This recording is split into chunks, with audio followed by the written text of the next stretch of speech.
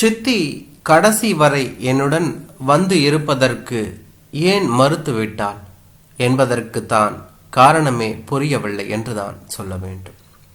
ஆயாவிடம் பையனுக்கு சாப்பாடு கொடுத்துவிட்டு அனுப்பி பின்னர் வந்த ஆபீஸ் பியூனிடம் கேரியரை கொடுத்துவிட்டு சற்று ஆசுவாசமாக ஈசி சேரில் அமர்ந்தவுடன் இந்த கேள்விதான் இன்னும் பூதாகரமாக நின்றது. பலமுறை இதை பற்றி யோசித்திருக்கிறேன் நான். பின்னால் அவளுக்கென்று மனதில் தோன்றும் போது வருவாள் என்று ஒரு நம்பிக்கை. அதுவே இதுநாள் வரை மனதில் உறுத்தும் கேள்விக்கும் பதில்.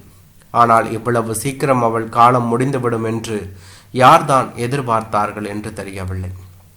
நேற்று அவளது காரியங்களை முடித்துவிட்டு இரவு ரயிலில் திரும்பியதிலிருந்து இனம் தெரியாதது ஒரு பாரம். அன்பானவர்களை இழப்பதில் உள்ள கொடுமை என்னுடனேயே தங்க வைத்துக் கொள்வதற்கு ஆன மட்டும் முயற்சி செய்தேன். அவளோ சாதாரணமாக ஒரு முறை கூட என்னை பார்ப்பதற்காக வந்து சென்றதில்லை. சித்தியின் அன்பெல்லாம் மற்றவர்கள் சொல்வது போல வெளி வேஷம்தானோ? இல்லை, என் சித்தி அப்படிப்பட்டவள் இல்லை. எனக்கு தெரியாதா என் அன்பான சித்தியை பற்றி? ஏதாவது என் மேல் வெறுப்பு ஏற்பட்டதென்றால் நான் செய்த குற்றம்தான் என்ன? இத்தனைக்கும் என்னை விட 5 வயது பெரியவள்தான் சித்தி. மகள் வயதில் ஒரு பெண்ணை கட்டிக்கொள்ள என்ன அவசியம் என்று பலர் அப்பாவுக்கு பின்னால் பேசிக் கொள்வார்கள். இன்று நடந்ததைப் போல நன்றாக நினைவிருக்கிறது எனக்கு. மணவரையில் சித்தி சாந்தமான அவள் முகத்தில் லயித்தது என் உள்ளம் என்றுதான் சொல்ல வேண்டும். கோவிலுக்கு சென்றுவிட்டு பின்னர் அப்பாவும் சித்தியும் பில் வண்டியில் வந்து இறங்கும் போது காமு பாட்டி பயமுறுத்தியதுதான் நினைவுக்கு வந்தது என்றுதான் சொல்ல வேண்டும். இனிமே ரொம்ப துள்ளாத, ஒட்ட நறுக்கி விடுவாவும் சித்தி. பயந்து கொண்டிருந்த எனக்கு ஆதரவாக என் கையை பிடித்து உள்ளே அழைத்து வந்தாள் சித்தி. ஏன் உன் கை நடுங்குகிறது என்று என்னை பிடித்து கொள்ள 7 வயதில் தாயை இழந்த எனக்கு இது போன்ற ஆதரவு தேவையாக இருக்க, அப்புறமென்ன அவள் எனக்கு தாய்க்கு தாயாக, தமக்கையாக, தோழியாக என் பிரியத்தை முழுவதுமாக சம்பாதித்து கொண்டு விட்டாள் என்றுதான் சொல்ல வேண்டும்.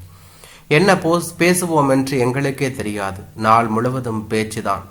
நானோ தத்துப்பித்து. அவளிடம் பார்வையில், பேச்சில், செயலில் ஒரு முதிர்ச்சி. எனக்கு பிடித்ததும் அதுதான். ஒரு நாள் பிரிந்தால் கூட ஒரு யுகமாக தோன்றும் என்றுதான் சொல்ல வேண்டும். அதன் பிறகு 4 வருடங்கள் கழித்து என் திருமணம். சித்தியை பிரிந்து எப்படி இருப்பது? இதுதான் என் பிரச்சனை. பிடிவாதமாக வேண்டாம் என்ற என்னிடம் சித்தி எங்களுக்கு தான் வேறு என்ன இருக்கிறது? வருடம் முழுவதும் வந்து வந்து பார்த்து கொள்ள மாட்டோமா என்ன என்று ஆறுதலாக சொன்னாள் என்றுதான் சொல்ல வேண்டும். எப்படியோ திருமணம் முடிந்து நானும் அவரும் பூனாவில் இருந்தபோது அப்பா தான் சில முறை வந்திருக்கிறார் என்றுதான் சொல்ல வேண்டும். பையன் பிறந்த 1 வருடத்திற்கெல்லாம் அப்பா போய் சேர்ந்து விட்டார். உடனே அடுத்த வருடம் கழித்த பின்னர் கிராமத்துக்கு சென்ற போது இது சித்திதானா என்ற சந்தேகம் ஏற்படும் அளவிற்கு ஆளே அரை உடம்பாக மாறி திடீரென்று ஒரு 20 வயது அதிகமானார் போல அப்போதும் எங்களது அழைப்பிற்கிணங்க வரவில்லை. சில வருடங்கள் கழித்து அவருக்கு சென்னைக்கு மாற்றலானாலும் ஏதாவது காரணத்தினால் கிராமத்திற்கு செல்வது குறைந்து கொண்டே வந்தது என்றுதான் சொல்ல வேண்டும். ஒரு நாள் அங்கிருந்து செய்தி வந்தது. அவள் மிகவும் சீரியஸ் என்று சென்று பார்த்தோம். பாயில் துணியாக துவண்டு கிடந்தாள். இப்போதும் ஒன்றும் வீணாகி விடவில்லை. பட்டணத்தில் ஒரு நல்ல ஸ்பெஷலிஸ்டிடம் காண்பித்தால் உனக்கு பூரணமாக குணமாகிவிடும் என்று எவ்வளவோ சொல்லி பார்த்தேன் என்றுதான் சொல்ல வேண்டும். இனிமேல் நான் இருந்து என்ன பிரயோஜனம்? பாதி போன உயிரை தடுத்து நிறுத்தி இனி ஆக போவது என்ன என்று சொல்லி பிடிவாதமாக அவள் இஷ்டப்படி அந்த வீட்டிலேயே வாழ்க்கையை முடித்து கொண்டாள் என்றுதான் சொல்ல வேண்டும். என்னம்மா, உடம்பு சரியில்லையா? முத்தம்மா கேட்டவுடன் சட்டென்று விழித்து கொண்டேன் என்றுதான் சொல்ல வேண்டும். அதெல்லாம் ஒன்றும் இல்லை, நேற்று இரவு ரயிலில் வந்த களைப்பு, அப்படியே கண்ணசந்து விட்டேன். பள்ளி முடிந்து அவன் வந்தது கூட தெரியாமல் கிடந்திருக்கிறேன். 8 மணிக்கு அவரும் வந்தார். தலைவலி என்று மாத்திரை போட்டுக்கொண்டு பால் மட்டும் குடித்துவிட்டு படுத்து விட்டார். எல்லா வேலைகளையும் முடித்துவிட்டு படுக்க போகும்போது மணி 10 என்றுதான் சொல்ல வேண்டும். நினைவு முழுவதும் சித்தியை சுற்றியே வந்து கொண்டிருந்தது. அப்பொழுதெல்லாம் சித்தியை தொட்டு கொண்டு தான் படுத்திருப்பேன்.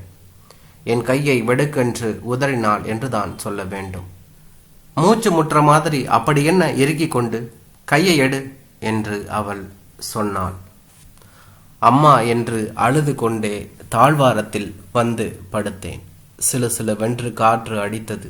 சற்று நேரத்தில் என் அருகில் வந்து அமர்ந்து, கோபித்து கொள்ளாதே கல்யாணி, உன் மேல எனக்கென்ன வெறுப்பு என்று என்னை இழுத்து கொண்டாள் என்று தான் சொல்ல வேண்டும். அவள் மடியில் முகம் புதைத்து கோவென்று நான் அல, விசும்பல் சத்தத்தை கேட்ட அவர், கல்யாணி தூங்கலையா நீ இன்னும் என்றபடி எழுப்பினார் என்று தான் சொல்ல வேண்டும். என்னங்க, சித்திய முன்னமையே இங்கு அழைத்து வந்து கவனித்திருந்தா குணப்படுத்தி இருக்கலாம் அல்லவா? அவளுக்கு நான் என்ன கெடுதல் செய்தேன்? என்ன சொல்லியும் வரமாட்டேன்றாளே. சற்று நேரம் மௌனமாக அமர்ந்திருந்த அவர், கெடுதல் செய்தது நீ இல்லை நான் என்றார். அதிர்ச்சியுடன் நான் அவரை நோக்க, எங்கோ பார்த்து கொண்டே சொன்னார். அப்போது அவளை எனக்கு பார்த்து நிச்சயம் செய்திருந்தார்கள்.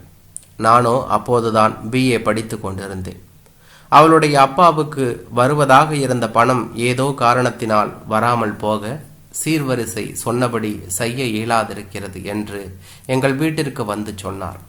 ஆனால் அப்பாவும் மாமாவும் சேர்ந்து என்னென்னவோ பேசி மிகவும் அவமானப்படுத்தி விட்டார்கள். பாவம், அவர் மானஸ்தர். அம்மாவோ உள்ளே புலம்பிக் கொண்டிருந்தாள் பலவாறாக. குடும்பத்திற்கு கெட்ட பெயர் ஏற்படுமே என்று, பெண் பாவம் பொல்லாதது என்று, முதலில் வந்த பொருத்தமான வரன் தட்டி போகிறதே என்று, இன்னும் இது போல. ஆனால் அப்பா இதையெல்லாம் கேட்ட பாடில்லை. அவரை எதிர்த்து பேச குடும்பத்தில் ஒருவருக்கும் தைரியமும் இல்லை. அடுத்த நாள் காலை தரகர் வந்து சொன்னார், அவள் அப்பா மாரடைப்பினால் இறந்து விட்டதாக. அப்பா சொல்லி கொண்டிருந்தார். பெண்ணுடையது தரித்திரம் பிடித்த ஜாதகம் என்று தான் சொல்ல வேண்டும். பின்னர் பூனாவில் அத்தை வீட்டில் தங்கி மேலே படித்து முடித்துவிட்டு வேலையில் சேர்ந்தேன். உன் சித்தி குடும்பம் மிகவும் நொடித்து போய் சிரமப்பட்டது என்றும், பின்னர் உன் தந்தை அவளை 2ஆம் தாரமாக ஏற்றுக்கொண்டார் என்பதையும் நம் திருமணத்தின் போதுதான் தெரிந்து கொண்டேன். அப்போதுதான் அவளை நேரிலும் பார்த்தேன் என்று தான் சொல்ல வேண்டும். அப்பாவை எதிர்த்து பேச இயலாத என்னை குற்ற உணர்வு மிகவும் வாட்டியது. அப்பாவும் ஓரிரு வருடங்களில் இறந்து விட்டதால் பெரும்பாலானவர்களுக்கு இந்த விஷயம் தெரியாமலேயே இருந்தது. ஒரு முறை தனியே அவளை சந்தித்த போது என்னை மன்னிக்கும்படி கேட்டேன் என்று தான் சொல்ல வேண்டும். அவள், அவரவர் விதிப்படிதானே எல்லாமே நடக்கும், நீங்கள் எப்படி அதற்கு பொறுப்பாக முடியும்? என்னிடம் மன்னிப்பு கேட்கும் அளவிற்கு நீங்கள் செய்த குற்றம் ஒன்றுமில்லை. கல்யாணியுடன் சந்தோஷமாக குடும்பம் நடத்தினால் அதுவே எனக்கு போதும்.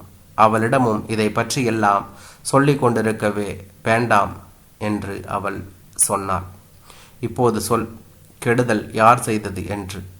அவள் உடல்நலம் குன்றிய போது அழைத்து வந்து தகுந்த சிகிச்சை அளித்து எல்லா உதவிகளையும் செய்வது ஓரளவேனும் எங்கள் குடும்பம் இழைத்த தீங்கிற்கான பிராயச்சித்தமாக இருக்குமென எண்ணினேன்.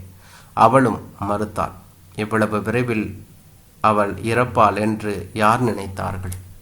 அவள் கேட்டுக்கொண்டதால் இவ்வளவு நாள் உன்னிடம் சொல்லாமலும் குற்ற மனப்பான்மையால் புழுங்கிக் கொண்டும் தான் இருந்தேன்.